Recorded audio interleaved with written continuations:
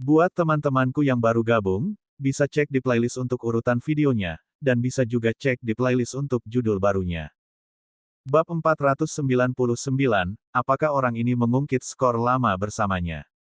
Saya hanya penasaran. Saya tidak tahu apakah itu hanya imajinasi saya, tetapi saya merasa ada sesuatu yang salah antara Putri Sulung dan Pangeran Permaisuri Sen. Logikanya, keduanya sudah mempunyai dua orang anak laki-laki, sehingga harusnya mereka dianggap sebagai pasangan suami istri yang sudah tua. Tapi hari ini, aku terus merasa kalau cinta mereka berdua itu palsu. Yunran hanya mengatakan itu karena dia bersamanya. Dia bukan tipe orang yang suka bergosip. Hanya saja ibunya terlibat dalam masalah ini, jadi dia ingin mengetahuinya. Bagaimana Mo Beiyuan bisa memahami hubungan antara Putri Sulung dan Pangeran Permaisuri? Dia bahkan tidak bisa mengenali semua pangeran dan putri di benua timur. Jika Anda ingin tahu, saya akan meminta 12 divisi untuk menyelidikinya. Tentu saja, Yunran percaya pada kemampuan 12 divisi, tapi ini benar. Wuan, tampaknya tidak baik bagi mereka untuk menyelidiki Putri Sulung dan Yang Mulia. Pangeran Permaisuri secara diam-diam. Lupakan, aku akan mencari kesempatan untuk bertanya pada Yu. Suanyuan Yu dan Putri Sulung adalah saudara kembar, jadi hubungan mereka tentu saja tidak biasa. Dia seharusnya tahu yang terbaik tentang hubungan antara Putri Sulung dan Pangeran Permaisuri. Di sisi lain, di istana Kaisar Wuan, Bai Wan baru saja mandi. Dia berjuang dengan wajah merah saat Suanyuan Yu membawanya ke tempat tidur naga. Selama periode waktu ini, dia berbaring di tempat tidurnya. Dia merasa bahwa masalah ini melanggar aturan dan menolak, tetapi Suanyuan Yu mengatakan bahwa dia adalah penguasa di istana Kekaisaran Wuan. Tempat tidurnya hanya untuk dia tidur. Dia bahkan mengemukakan alasan buruk bahwa semua tempat tidur istana lainnya di istana rusak. Bai Wan memang khawatir dia akan memerintahkan tempat tidur di istana lain dihancurkan demi menjaganya. Untungnya, meskipun mereka berbaring di ranjang yang sama, dia tidak melakukan apapun padanya. Wan, kamu kenal Sen Qingyun. Mengapa saya belum pernah mendengar Anda menyebutkannya sebelumnya? Jika Yunran pun bisa mengetahuinya, bagaimana mungkin Suanyuan Yu, yang selama ini menatap Bai Wan, tidak mengetahui berapa kali Sen Qingyun melirik mereka saat makan malam hari ini. Jika bukan karena mereka sedang merayakan ulang tahun kedua Pak kecil itu, dia pasti akan marah pada Sen Qingyun di meja makan. Bai Wan, orang yang terlibat, tidak merasa ada yang salah. Dia berpikir bahwa dia sangat penasaran tentang bagaimana dia dan Sen Qingyun bertemu, jadi dia menjawab, dia adalah teman baik saudara laki-laki kedua saya. Kakak kedua saya mengundangnya ke rumah kami untuk berkunjung. Begitulah cara saya bertemu dengannya. Suanyuan Yu sedikit cemburu. Dia dengan lembut menyelipkan rambut ke belakang telinganya dan menjepit daun telinganya yang indah. Saya bahkan belum pernah menjadi tamu di keluarga Bai. Bagaimana Sen Qingyun bisa pergi? Bai Wan terdiam. Dengan statusnya sebagai Pangeran Wuan saat itu, kakinya mungkin akan patah begitu dia masuk ke dalam keluarga Bai. Dia teman baik kakak kedua. Kakak kedua mengundangnya. Apakah sesederhana itu? Lalu kenapa kamu memanggilnya kakak kedua Sen? Bai Wan tahu bahwa orang ini sedang menggali masalah lama dengannya. Dia mengatakan bahwa dia adalah putra kedua dalam keluarga dan meminta saya untuk memanggilnya kakak kedua Sen. Apakah ada masalah dengan itu? Suanyuan Yu tidak tahu apakah perasaannya terhadapnya terlalu dalam sehingga dia merasa ada yang salah dengan Sen Qingyun jika dia melihatnya beberapa kali lagi. Apakah kamu dekat di masa lalu? Berapa kali kamu bertemu? Bai Wan terdiam. Suanyuan Yu, apa yang ingin kamu katakan? Atau lebih tepatnya, apa yang ingin kamu ketahui? Dia bertemu Sen Qingyun melalui saudara laki-lakinya yang kedua. Mereka tidak dekat. Dulu, dia suka berlari di belakang kakak laki-lakinya yang kedua, dan kakak laki-lakinya yang kedua suka bermain dengannya. Sen Qingyun adalah teman baik saudara laki-lakinya yang kedua, jadi dia kadang-kadang akan bertemu dengannya secara alami. Bab 500, apakah kamu serius? Ada badai yang muncul di mata gelap Suanyuan Yu, tapi dia sepertinya mencoba yang terbaik untuk menahan diri. Ada yang salah dengan cara dia memandangmu. Bai Wan tercengang. Suanyuan Yu, apakah kamu minum terlalu banyak? Anda hanya punya beberapa gelas. Kamu sudah mabuk berat. Belum lagi Sen Qingyun yang kini menjadi suami Putri Sulung. Keduanya telah melahirkan dua anak bersama. Shen Lang sudah sangat tua. Bahkan tanpa ini, Shen Qingyun tidak akan berpikir seperti itu tentangnya. Bagi Baiwan, Shen Qingyun adalah teman saudara laki-lakinya yang kedua. Baginya, dia hanyalah seorang teman yang sudah bertahun-tahun tidak dia temui. Aku tidak mabuk. Menurutmu mengapa suster tiba-tiba pergi dengan sedih hari ini? Suan Yuan Yu mampu duduk di posisi Kaisar Wuan bukan hanya karena kecerobohannya. Dia juga punya otak. Wan, aku laki-laki. Saya memahami mata dan pikiran pria lebih baik dari Anda. Shen Qingyun tidak peduli dengan wajah lamanya. Dia sama sekali tidak menyembunyikan pikirannya hari ini. Kalau tidak, aku tidak akan memiliki temperamen yang buruk. Baiwan merasa itu konyol. Awalnya, dia mengira Suan Yuan Yu bersikap posesif padanya. Namun, setelah mendengar apa yang dikatakannya, dia juga merasa bahwa Putri Sulung memandangnya dengan lebih tidak senang hari ini. Tapi, kenapa tidak ada apa-apa di antara kita sebelumnya? Baiwan merasa keadaan menjadi semakin kacau. Putri Sulung tidak menyukainya sejak awal. Jika memang itu masalahnya, maka dia. Wan, kamu tidak percaya padaku. Tidak, aku hanya tidak melihat alasan mengapa dia harus melakukannya. Suan Yuan Yu tersenyum saat mendengar itu. Dia mengangkat dagunya dengan jari-jarinya yang ramping, dan mata gelapnya mencerminkan wajahnya yang tiada taraf. Tampaknya ada nyala api yang menari-nari di matanya. Kamu mungkin tidak tahu apa-apa tentang pesonamu. Kamu adalah dewi di mata semua tuan muda di 5 negara. Saat itu, meskipun Suan Yuan Yu adalah seorang pangeran, dia tidak disukai di Wuan dan hidup lebih buruk daripada putra biasa dari keluarga bangsawan. Pertama kali dia melihatnya, dia adalah dewi yang tinggi dan perkasa. Semua tuan muda yang mulia dari 5 negara jatuh cinta padanya. Tentu saja, Suan Yuan Yu tidak terkecuali. Sulit untuk melupakannya hanya dengan melihat sekilas. Ia tidak pernah menyangka bahwa putri kecil tercinta dari keluarga Bai, yang dianggap sebagai dewi, rela bersama orang yang tidak dicintai seperti dia yang hidup seperti tumpukan lumpur. Baiwan menggigit bibirnya dengan lembut. Suan Yuan Yu, menurutku lebih baik tidak mengatakan hal seperti itu. Mungkin Anda salah paham. Saya sudah bertahun-tahun tidak melihatnya. Tidak apa-apa meski dia menatapku dengan rasa ingin tahu. Dia bukan orang seperti itu. Baiwan bukanlah orang yang narsis. Dia sudah menjadi seorang nenek, jadi bagaimana dia bisa menarik begitu banyak kisah cinta busuk? Dia selalu merasa bahwa orang yang lembut seperti Shen Qingyun tidak boleh menjadi tipe yang masih memiliki wanita lain di hatinya setelah dia menikah. Suan Yuan Yu tidak menyangka dia masih tidak mempercayainya setelah berbicara begitu lama. Lupakan, aku akan memindahkannya keluar dari kota kekaisaran besok dan menjauhkannya darimu. Baiwan terjebak antara tawa dan air mata. Dia menarik pakaiannya. Suan Yuan Yu, apakah kamu serius? Dia adalah permaisuri putri sulung dan ayah dari Shen Lang dan Shen Yu. Bagaimana kamu bisa menyuruhnya pergi karena masalah sekecil itu? Masalah kecil. Kamu lebih penting dari hidupku. Dia menatap harta karunku. Bolehkah aku membiarkan dia menyimpannya? Baiwan tercengang. Baiwan sangat takut dia akan membawa pergi Shen Qingyun. Putri sulung adalah satu-satunya keluarganya. Dengan melakukan ini, dia pasti telah mempermalukan putri sulung. Juga, dua bersaudara, Shen Lang dan Shen Yu, mungkin membencinya sebagai paman mereka. Bab 501, dia bosan hidup. Baiwan merasa jika orang ini benar-benar melakukan itu, selain menjadi seorang tiran, dia mungkin akan mendapat gelar penguasa yang bodoh. Lalu kenapa aku tidak kembali ke benua timur? Baiwan merasa masalahnya akan terselesaikan dengan sempurna setelah dia kembali ke benua timur. Suan Yuan Yu segera menyerah dan mundur selangkah. Kalau begitu aku tidak akan mengizinkan dia memasuki istana, oke. Baiwan berkata, bukankah dia memiliki posisi resmi? Anda harus punya alasan untuk tidak mengizinkan dia memasuki istana. Suan Yuan Yu, aku di harem dan dia di istana. Bahkan jika kita berada di istana, kita tidak akan bertemu. Meskipun Suan Yuan Yu kesal dengan Shen Qingyun, dia tetap menyerah padanya setelah menarik rambutnya. Namun, Baiwan tidak menyangka akan bertemu Shen Qingyun di istana tidak lama setelah dia mengatakan ini. Dia tidak tahu apakah itu karena kata-kata Suan Yuan Yu sebelumnya, tapi sekarang dia melihat Shen Qingyun, dia sangat malu sehingga dia tidak tahu harus berbuat apa. Pangeran, Permaisuri Shen, Xiaowan, kamu memanggilku apa? Pangeran Permaisuri Sen.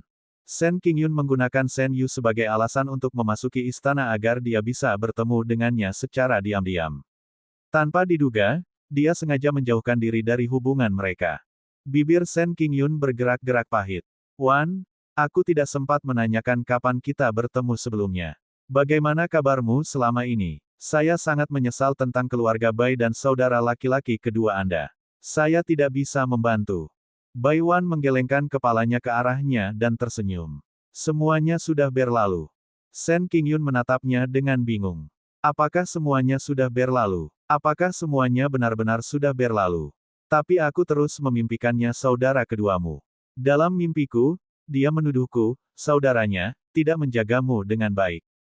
Bai Wan terdiam beberapa saat sebelum dia perlahan berkata, dengan kepribadian kakak keduaku yang lugas, dia mungkin tidak akan menyalahkanmu.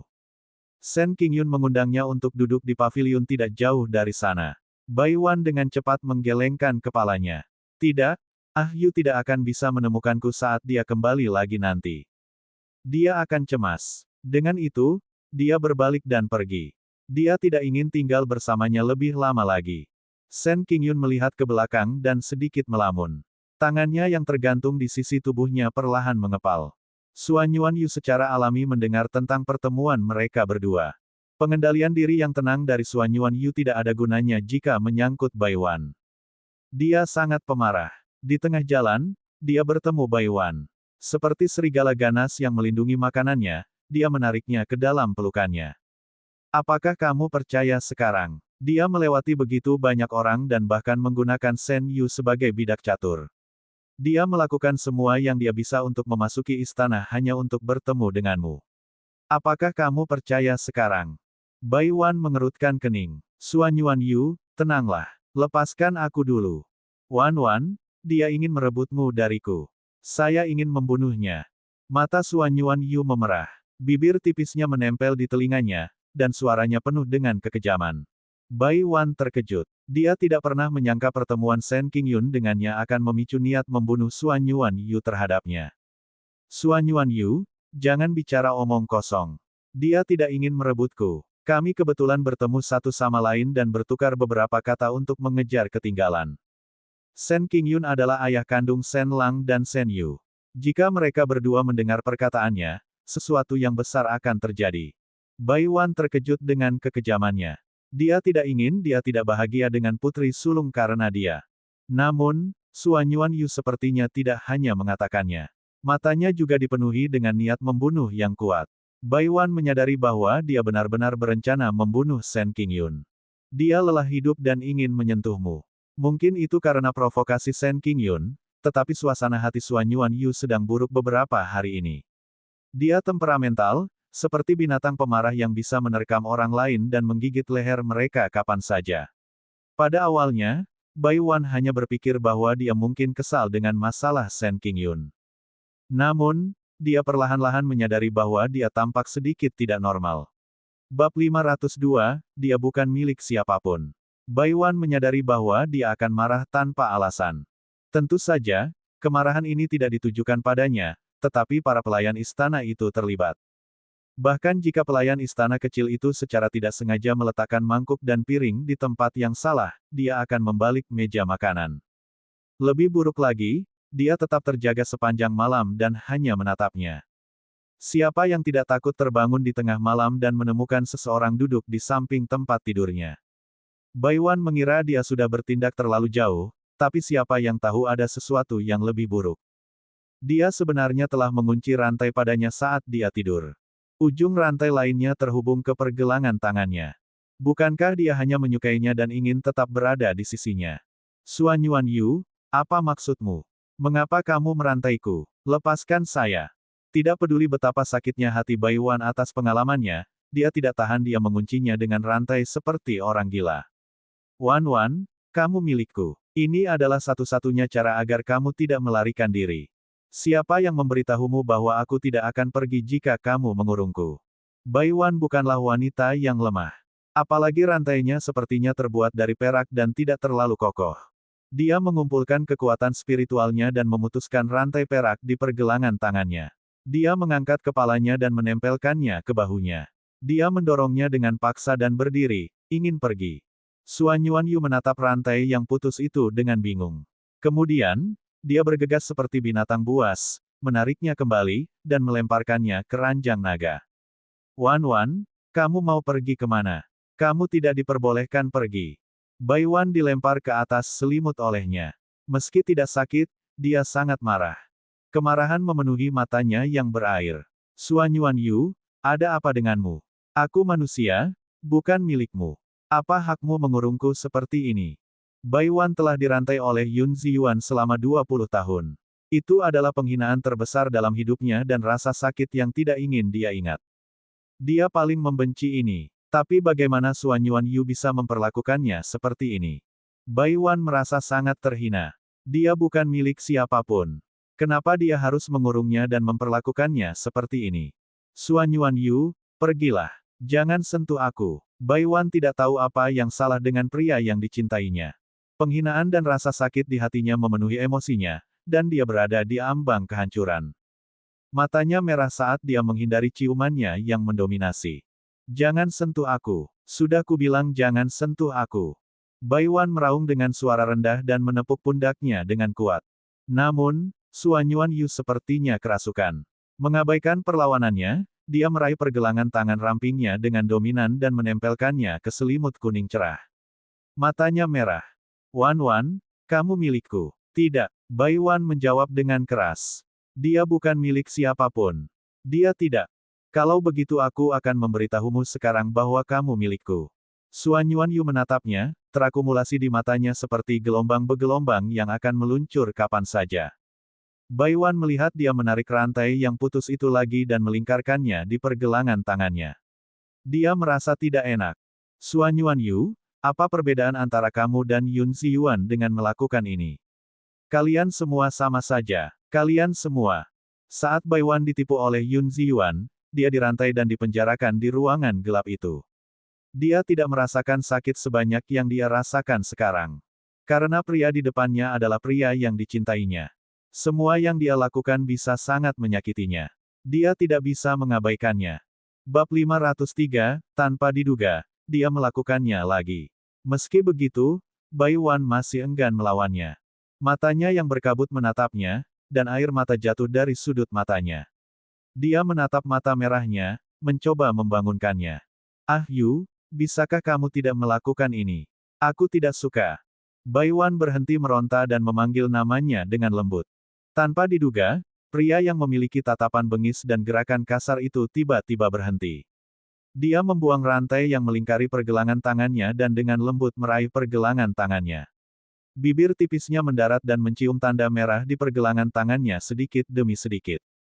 Wan Wan, apakah aku menyakitimu? Bai Wan mengerutkan kening. Mengapa orang ini menjadi gila begitu lama? Pada akhirnya, mereka tidak ingin meledakkannya. Mereka takut jika mereka melakukannya, Yun Ran dan yang lainnya akan mengetahuinya. Bai Wan hanya bisa menunggunya tenang sebelum menceritakan masalah mereka berdua. Bai Wan tidak berbicara dengannya lagi. Dia berbalik dan berbaring diam sepanjang malam dengan punggung menghadap dia. Namun, yang membuat Bai Wan terdiam adalah ketika orang ini bangun keesokan harinya dan melihat bekas luka di pergelangan tangannya, dia bahkan berpura-pura bodoh dan bertanya bagaimana dia terluka. Bai Wan memandang ke tanah dengan acuh tak acuh. Dia sendiri yang melemparkan rantai itu. Suan Yuanyu, kamu jadi gila tadi malam. Apakah kamu melupakannya setelah tidur? Apakah aku melakukan itu? Kejutan melintas di mata Suan Yuanyu. Dia tidak menyangka dirinya akan melakukan hal yang begitu kejam padanya. Tapi kenapa dia tidak punya ingatan sama sekali? Suan Yuanyu tahu bahwa dia menyukai aura bersih di tubuhnya. Oleh karena itu, selain minum beberapa gelas pada hari ulang tahun Pekrat hari itu, dia tidak menyentuh alkohol sama sekali selama jangka waktu tersebut. Suan Yuanyu menatap tanda merah di pergelangan tangan Bai Wan yang disebabkan oleh rantai itu. Hatinya sangat sakit. Dia membuka mulutnya, tapi dia tidak tahu bagaimana menjelaskan hal ini padanya. Dia menggeser kakinya dan ingin maju untuk memeriksa luka di pergelangan tangan Bai Wan, tapi dia tidak bisa mengabaikan gerakan kecilnya untuk menghindar. Dia takut padanya. Dia takut dia akan menyakitinya. Saya akan meminta dokter istana untuk datang. Tidak dibutuhkan. Bai Wan tidak ingin Yunran dan yang lainnya mengetahui hal ini. Dia menarik lengan bajunya dan menutupi pergelangan tangannya. Melihat dia sepertinya sudah sadar kembali, Bai Wan mengerutkan kening lagi dan berkata, saya telah dirantai oleh Yun Ziyuan selama 20 tahun. Aku paling benci hal ini. Pupil mata Suan Yuan Yu mengerut. Dia dengan jelas mengatakan bahwa dia akan melindunginya, tetapi pada akhirnya, dialah yang menyakitinya. Selama bertahun-tahun, kondisi mentalnya sangat buruk, dan emosinya juga sangat buruk. Di malam hari, dia tampak berubah menjadi orang yang berbeda. Pada saat yang paling serius, dia hampir secara tidak sengaja mencekik seorang pelayan istana kecil yang ingin naik ke tempat tidurnya. Saat berada di benua timur, dia tidak menjadi gila lagi. Suan Yuan Yu mengira kegilaannya telah sembuh setelah dia menemukan Bai Wan. Siapa yang tahu hal itu akan terjadi lagi? Dia bahkan menyakiti wanita yang paling dia cintai. Tapi bagaimana dia akan menjelaskan dan memberitahunya bahwa dia sakit? Wan Wan, aku tidak akan membiarkan diriku menyakitimu lagi. Suan Yuan Yu tidak punya pilihan selain menghindarinya di malam hari. Namun, dia khawatir tidak bisa mengendalikan diri ketika jatuh sakit, sehingga dia meminta penjaga untuk merantainya. Gunakan rantai terkuat. Ini tidak akan berhasil. Pilar ini tidak cukup kuat, dan penjara gelap ini juga tidak cukup kuat. Bukankah akan ada sel lain yang lebih kuat di tempat lain? Di malam hari, Suan Yuan Yu tidak berani memejamkan mata untuk tidur sama sekali. Meski begitu, dia merasa terancam menjadi gila. Bab 504, mengingat ramalan monyet surgawi spiritual. Kapan para penjaga pernah melihat permintaan seperti itu? Dia meminta untuk mengunci diri. Dia bahkan mengeluh bahwa rantainya tidak cukup tebal dan penjara bawah tanahnya tidak cukup kuat. Dia adalah penguasa Wuan. Tuan, mengapa kamu melakukan ini? Suan Yuan Yu tidak bisa menjelaskan terlalu banyak kepada mereka. Dia menunduk dan berkata, ganti ke rantai yang lebih tebal. Yang terbaik adalah meletakkan sesuatu yang berat pada rantainya. Sel juga harus diperkuat. Selanjutnya akan ada penjaga. Jika Anda mengetahui bahwa saya ingin kembali ke kamar tidur, jangan gegabah. Serang saya secara langsung. Anda harus menghentikan saya. Sekelompok penjaga bingung, tetapi mereka harus mendengarkan tuan mereka. Pada siang hari, mood Suan Yuan Yu masih normal. Selain sedikit mudah tersinggung, tidak ada yang abnormal. Selain itu, dia khawatir akan menyakiti kedua anaknya dan Yunran, jadi dia sengaja menghindari mereka. Yunran hanya mengira dia sangat sibuk akhir-akhir ini, jadi dia tidak mengganggunya. Saat Little Sweetie Cake ingin bermain dengan kakek dari pihak ibu, dia dibujuk oleh Yunran. Kakek dari pihak ibu sangat sibuk. Sweetie Cake bisa bermain dengan paman. Sejak Shen Yu mengetahui bahwa kue manis kecil telah datang ke Wuan, dia pada dasarnya menetap di istana kekaisaran. Bai Wan tidak bertemu Suan Yuan Yu selama beberapa hari setelah kejadian tidak menyenangkan dengannya hari itu. Dia mengira dia khawatir dia akan marah, jadi dia tidak muncul. Dia pikir akan lebih baik jika dia tenang. Namun, cuaca yang semula cerah berubah begitu saja. Salju tebal menutupi tanah, mengingatkan Bai Wan akan ramalan monyet spiritual. Di mana tuanmu? Apa kesibukannya akhir-akhir ini? Apakah orang ini berencana menghindarinya seumur hidupnya? Para penjaga telah diperintahkan oleh Suan Yuan Yu untuk tutup mulut. Siapa yang berani mengatakan sesuatu? Bai Wan sudah lama bertanya, tapi para penjaga menjawab pertanyaannya seolah-olah mereka tidak tahu apa-apa. Jika dia masih tidak bisa merasakan ada sesuatu yang salah dengan jawaban yang tidak jelas itu, dia akan hidup sia-sia selama bertahun-tahun. Di mana Suan Yuan Yu? Di mana dia? Bawa aku menemuinya. Para penjaga saling memandang dan menggelengkan kepala. Kami tidak tahu di mana guru berada sekarang. Bai Wan sangat marah hingga dia tertawa. Kemana dia bisa pergi jika dia tidak tidur di tengah malam? Bukankah kamu pengawalnya yang paling berharga? Bagaimana mungkin kamu tidak mengetahui keberadaannya? Orang-orang ini bahkan tidak tahu cara berbohong. Kami benar-benar tidak tahu. Para penjaga bersikeras bahwa mereka tidak tahu apa-apa. Bai Wan tidak bisa memikirkan cara untuk memaksa mereka mengatakannya. Tapi dia punya cara lain. Keesokan harinya, pada malam hari, pelayan istana yang melayani Bai Wan berlari dengan panik. Oh tidak, Nona Bai muda pingsan dan seluruh tubuhnya terasa panas. Dia sepertinya sakit. Setelah menerima perintah Suan Yuan Yu, para penjaga itu harus segera melaporkan apapun yang terjadi pada Baiwan kepadanya. Mereka tidak tahu bahwa sesosok tubuh akan mengikuti di belakang mereka saat mereka bergegas menuju penjara gelap di malam bersalju. Keterampilan pelacakan Baiwan telah dilatih dengan serius. Dia adalah putri sulung keluarga Bai dan jenderal keempat keluarga Bai. Karena tingkat kultivasinya yang sangat tinggi dan bakatnya yang luar biasa, keluarga Bai tidak membatasinya dengan aturan kuno. Dia berlatih bersama saudara laki-lakinya dan berbagai kemampuannya tidak kalah dengan saudara laki-lakinya. Sekarang, dia mengikuti penjaga yang melapor ke Xuan Yuan Yu ke ruang bawah tanah. Secercah keraguan menyerang hatinya. Mengapa Xuan Yuan Yu datang ke penjara bawah tanah larut malam? Apakah dia sedang menginterogasi seorang tahanan? Tahanan apa yang membutuhkannya untuk tinggal di penjara bawah tanah selama berhari-hari tanpa menunjukkan wajahnya? Dia seharusnya menjadi penjahat yang sangat penting. Bab 505, aku sudah gila selama bertahun-tahun ini. Baiwan mengikutinya, jadi dia ingin masuk dan melihatnya. Dia tanpa sadar terus mengikuti di belakangnya. Ada juga penjaga di penjara, jadi dia hanya bisa mengambil tanda itu. Xuan Yuan Yu memaksanya dan menunjukkannya. Ini diberikan olehmu. Keagungan. Melihat token ini sama dengan bertemu dengan Xuan Yuan, yang mulia. Itulah yang dikatakan Xuan Yuan Yu saat dia memberikannya padanya.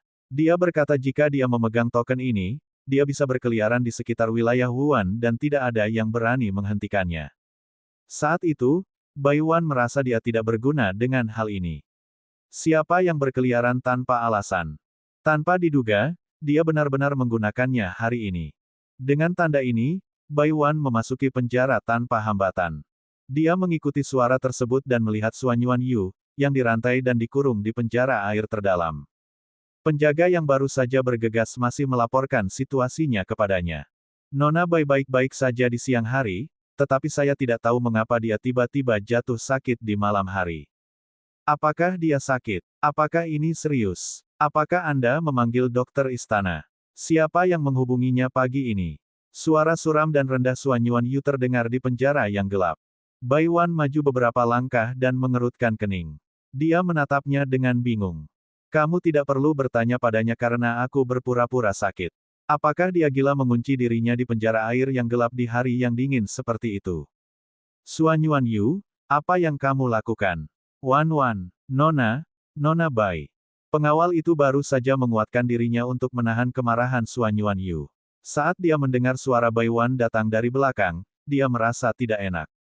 Baiwan tidak punya waktu untuk memedulikan yang lain. Dia berjalan langsung ke Xuan Yuan Yu dan melompat ke penjara air dingin.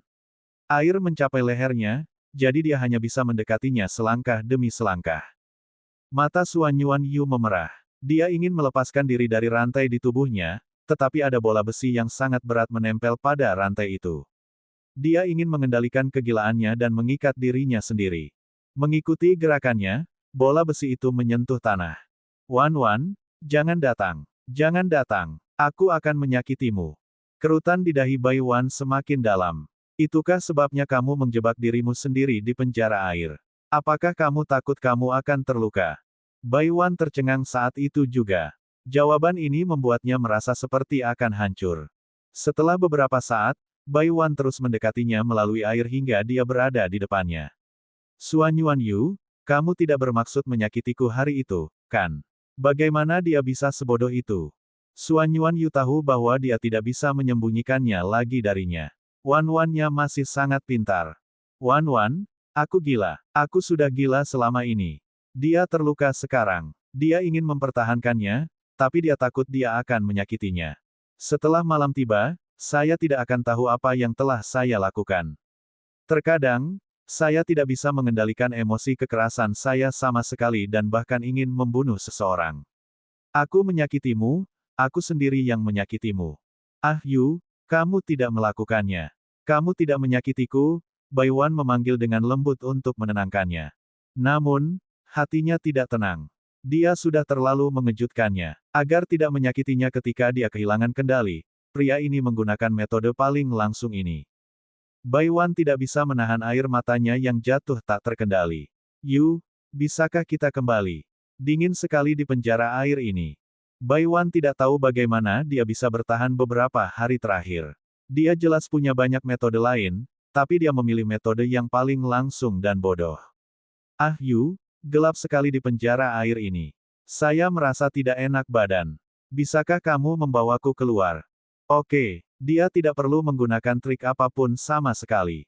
Dia hanya perlu memanggilnya dengan lembut 2 kali dan Xuan Yuan Yu akan berkompromi. Bai Wan meminjam kunci dari penjaga dan mengambil rantainya. Dia melihat noda darah di tubuhnya dari rantai. Dia juga pernah direndam dalam air kotor di penjara air. Kulit putihnya bengkak. Bab 506, aku akan khawatir tentangmu dan tidak bisa tidur. Bai Wan menarik lengannya, sangat ingin menyeretnya keluar dari penjara air yang dingin dan gelap ini. Setelah Xuan Yuan Yu memeluknya, dia melingkarkan lengannya di pinggangnya dan menggendongnya. Wan Wan, jangan berendam di penjara air ini. Kamu akan sakit. Dengan itu, dia menggendongnya beberapa langkah ke depan dan terbang keluar dari penjara air. Melihat para penjaga menatap ke arah mereka, sikap posesif Xuan Yuan Yu muncul. Dia membawa Bai Wan dan berbalik, menekan ketidaksenangan di matanya. Kalian semua, keluar. Setelah penjaga pergi setelah menerima perintah, Xuan Yuan Yu membungkus Bai Wan dengan jubah dan membawanya keluar penjara selangkah demi selangkah. Yu, bisakah kita memanggil dokter istana? Karena saat itu sudah tengah malam, kedua pak kecil itu pasti sudah tertidur. Bai Wan tidak ingin membangunkan Yun Ran dan yang lainnya lagi. Namun, luka di sekujur tubuhnya sangat mengejutkan. Mereka tidak bisa mengabaikannya. Baiklah, panggil tabib istana. Xuan Yuan Yu khawatir tubuhnya lemah. Saat dia berjalan, dia menundukkan kepalanya dan mengusapkannya ke dahinya untuk merasakan suhu di dahinya. Dia telah berada di penjara air selama beberapa waktu, dan tidak diketahui apakah hal itu akan memperburuk kondisinya. Bai Wan ingin mengatakan bahwa dia bisa turun dan berjalan, tapi dia khawatir suasana hatinya akan buruk saat ini. Dia khawatir tindakan penolakan sekecil apapun akan membuatnya gelisah, jadi dia ikut saja. Ketika mereka berdua kembali ke aula utama, Xuan Yuan Yu membawanya ke kamar tidur dan ke kamar mandi air hangat. Bai Wan dengan patuh mengizinkannya membawanya ke bak mandi putih berkabut. Dia membiarkannya membuka pakaiannya dengan tangannya sendiri. Dia tahu bahwa dia tidak akan menyentuhnya saat ini. Namun, Bai Wan masih meremehkan dampaknya terhadap Xuan Yuan Yu. Pria itu memeluknya dan terengah-engah di dekat telinganya. Suaranya yang rendah dan serak menggoda gendang telinganya. Wan Wan, kamu milikku. Di bawah kabut, wajah Bai Wan sudah sangat merah. Bulu matanya yang seperti bulu berkibar. Ya, aku milikmu. Bai Wan teringat pemandangan yang dilihatnya di penjara air. Hatinya masih bergetar. Pada akhirnya, Xuan Yuan Yu tidak berlebihan. Tangan besarnya meluncur di punggungnya dan menekan antara dirinya dan tepi bak mandi. Keinginan di matanya melonjak, tapi dia menekannya. Bai Wan berganti pakaian bersih. Dia mengeringkan rambutnya dan dia berbaring di tempat tidur dengan patuh, menunggu tabib istana datang dan merawatnya. Di bawah tatapan mematikan Xuan Yuan Yu, tabib istana menatapnya dengan tangan gemetar. Dia mengangkat lengannya yang gemetar dan menyeka keringat di dahinya. Saat dia hendak pergi, Bai Wan menghentikannya. Tunggu, bantu dia melihat lukanya juga. Dokter kekaisaran tua tidak berani bergerak. Dia sedang menunggu Xuan Yuan Yu berbicara. Watak tiran ini sangat buruk. Jika dia tidak mengangguk dan berbicara, siapa yang berani maju untuk mengobatinya? Siapapun yang melakukannya mungkin sudah bosan hidup. Bai Wan dengan lembut menarik lengan baju Xuan Yuan Yu. Ah Yu, minta dia untuk melihatmu. Kalau tidak, aku akan mengkhawatirkanmu dan tidak akan bisa tidur. Aura dingin dan aura penindasan Xuan Yuan Yu sepertinya langsung ditarik kembali. Datang dan bantu aku melihatnya. Setelah dokter kekaisaran selesai memeriksa Xuan Yuan Yu, dia meminta seseorang untuk mengirimkan obatnya. Semuanya kembali normal. Namun, bagaimana Bai Wan bisa tertidur? Pikirannya dipenuhi dengan gambaran Xuan Yuan Yu yang terperangkap di penjara air dengan mata merah. Dia sama sekali tidak bisa menghibur dirinya sendiri bahwa dia baik-baik saja. Bai Wan khawatir gejalanya akan berhubungan dengan ramalan monyet spiritual, jadi dia memutuskan untuk mencari Yun Ran untuk menceritakan apa yang terjadi antara dia dan Xuan Yuan Yu baru-baru ini. Adapun Shen Qingyun, orang itu sama sekali tidak berinteraksi dengannya. Bai Wan tidak bermaksud menyebutkannya di depan Yun Ran. Bab 507, Kehancuran Ekstrim. Di aula lain, Yunran sedang menguliahi Little Sweetie Cake. Entah kenapa, amarah Pak Kecil ini meningkat akhir-akhir ini. Dia menyebabkan keributan di siang hari, tetapi menjadi lebih buruk lagi di malam hari. Dia hanya tidak tidur. Dia selalu kehilangan kesabaran tanpa alasan. Ada apa dengan kue manis? Mengapa dia menangis? Siapa yang memprovokasi dia? Baiwan mendekat dan melihat Pak Kecil itu menyeka air matanya. Hatinya sakit ketika dia maju untuk bertanya tentang situasinya. Yunran memegangi dahinya dan menekan di antara alisnya, merasa sedikit tidak berdaya. Dia sedikit marah akhir-akhir ini. Dia mengamuk begitu saja. Anak-anak lain akan baik-baik saja jika mereka kehilangan kesabaran dan menangis, tetapi temperamen kecilnya sangat merusak. Baru saja, dengan tinju kecil, dia merobohkan pilar batu di luar aula. Itu menghancurkan bumi. Meski tidak ada korban jiwa, Yunran tidak senang dengan situasi ini. Jika Pak Kecil itu tidak bisa mengendalikan pengembangan kekuatan spiritualnya, cepat atau lambat dia akan menyakiti seseorang. Yunran tidak langsung menegurnya. Sebaliknya, dia membawa si pengepak itu dan bertanya mengapa dia melakukan ini. Pak Kecil itu mengerang dan tidak dapat menjelaskan alasannya. Dia bahkan merasa sedih dan meratap. Ketika Pak Kecil itu menangis, Mo Beiyuan dan para penjaga rahasia semuanya tertarik dengan tangisannya. Mo Beiyuan adalah iblis yang menyayangi putrinya. Bagaimana dia bisa melihat Pak Kecil itu menangis? Dia maju untuk memeluknya dan membujuknya. Bukankah itu hanya sebuah pilar? Saya akan meminta seseorang untuk membuat beberapa lagi. Bukannya aku tidak mampu melakukannya.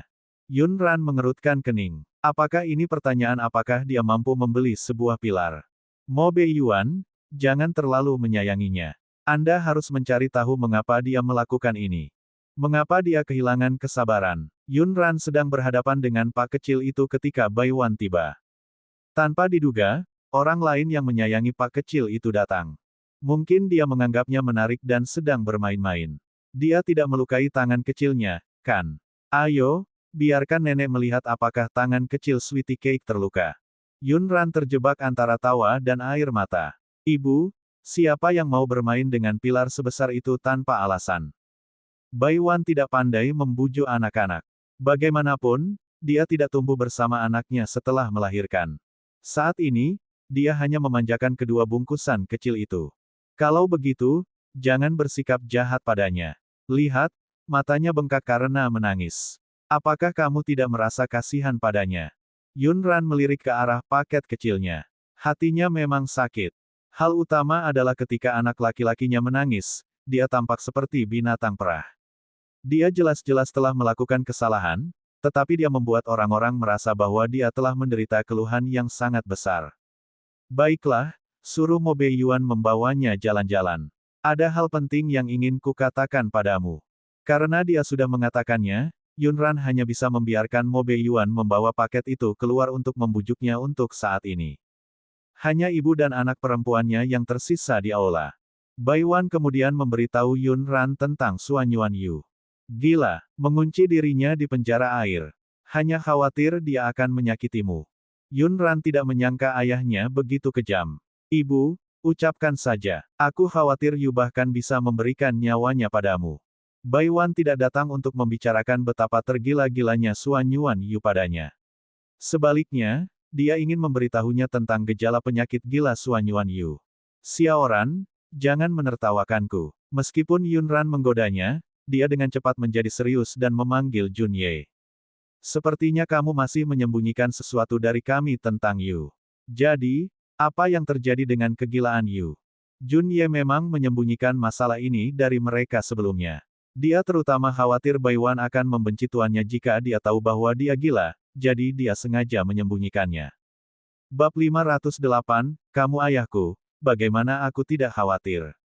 Sekarang Yunran bertanya. Jun Ye menduga mereka sudah tahu bahwa tuannya gila. Selama ini, guru sangat merindukan Nona Baiwan. Dia menyebabkan dirinya menjadi gila.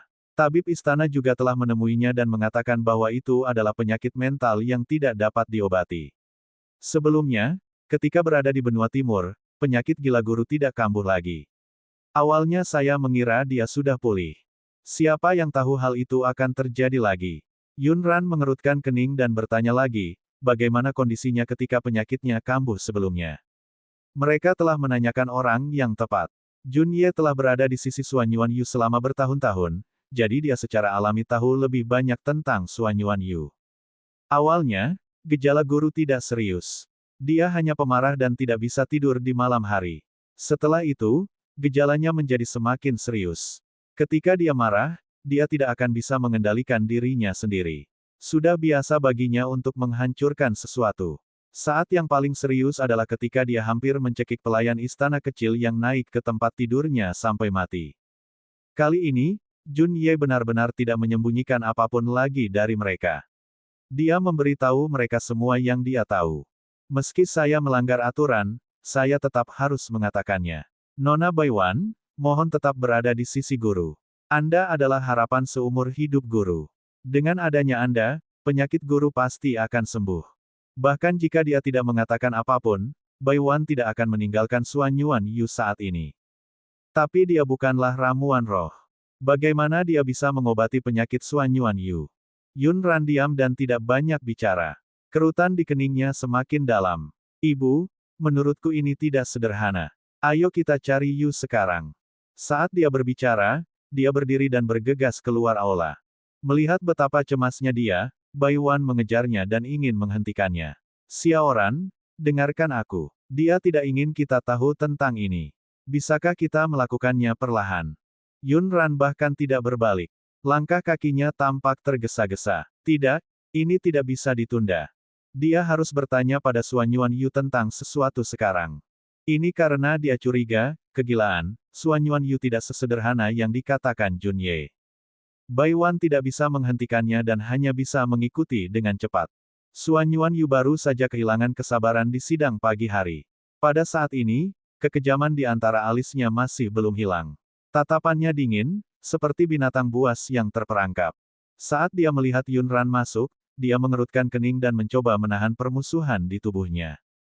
Xiaoran, mengapa kamu di sini? Sebelumnya, dia tidak hanya khawatir akan menyakiti Baiwan ketika kegilaannya terjadi, tapi dia juga khawatir akan menyakiti Yun Ran dan kedua anaknya.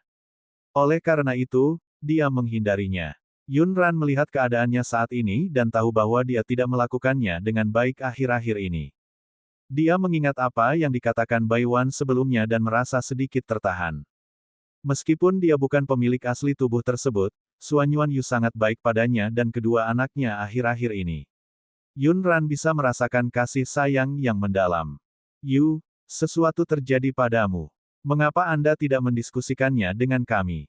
Mengapa kamu sendiri yang pergi ke penjara air? Tatapan Suan Yuanyu tertuju pada Baiwan, yang mengikuti di belakangnya. Dia tahu bahwa Baiwan telah memberitahu Yun Ran bahwa dia gila. Dia bisa melampiaskan amarahnya pada penjaga di sampingnya dan para menteri, tapi dia tidak tahan melampiaskan amarahnya pada Baiwan. Dia hanya bisa tersenyum acuh tak acuh. Ini adalah masalah lama saya. Tidak apa, jangan khawatir. Wajah Yun Ran menjadi gelap. Kamu adalah ayahku. Bagaimana mungkin aku tidak khawatir? Suan Yuanyu sedikit tertegun, lalu dia tertawa gembira. Xiaoran, ini pertama kalinya kamu memanggilku ayah. Bab 509, Kehilangan Kemarahan Tanpa Alasan. Yun Ran bertanya-tanya, apakah ini benar-benar tentang berapa kali aku memanggilmu ayah? Yu, apa menurutmu kamu benar-benar gila? Suan Yuanyu memandangnya dengan bingung. Xiaoran, apa maksudmu dengan itu? Kalau bukan kegilaan, lalu apa?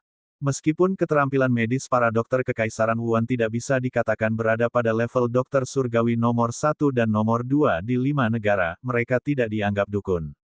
Hasil dari semua konsultasi tabib istana adalah dia terlalu merindukan Baiwan, yang memicu kegilaan ini. Dia juga menyetujui diagnosis ini. Dia memang memikirkan Baiwan dengan gila. Mata Yun Ran menjadi gelap, dan ekspresinya sedikit dingin. Kondisi Sweetie Cake selama periode ini sangat mirip dengan tahap awal kegilaanmu, tapi dia hanyalah bayi kecil. Bagaimana dia bisa menderita kegilaan karena dia merindukan seseorang atau depresi? Bukankah itu tidak masuk akal? Ini juga mengapa Yun Ran tiba-tiba bergegas mencari Jun Ye setelah mendengar kata-katanya. Ini karena dia curiga bahwa keadaan abnormal pak kecilnya di Istana Kekaisaran Wuan baru-baru ini bukan karena anak itu tidak peka dan membuat ulah. Sebaliknya, Ini terkait dengan kegilaan Suan Yuanyu.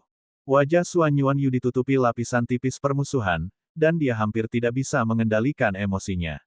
Dia mengambil cangkir di atas meja dan meletakkannya. Dia masih memiliki rasionalitas dan tahu bahwa dia tidak bisa kehilangan kendali di depan Bai Wan dan Yunran. Maksudmu ada yang menyakiti Sweetie Cake. Ketika Yunran pertama kali tiba, dia sudah meminta penjaga rahasia untuk mencari Mo Bei Yuan dan memintanya untuk membawa Sweetie Cake dan Bun kemari.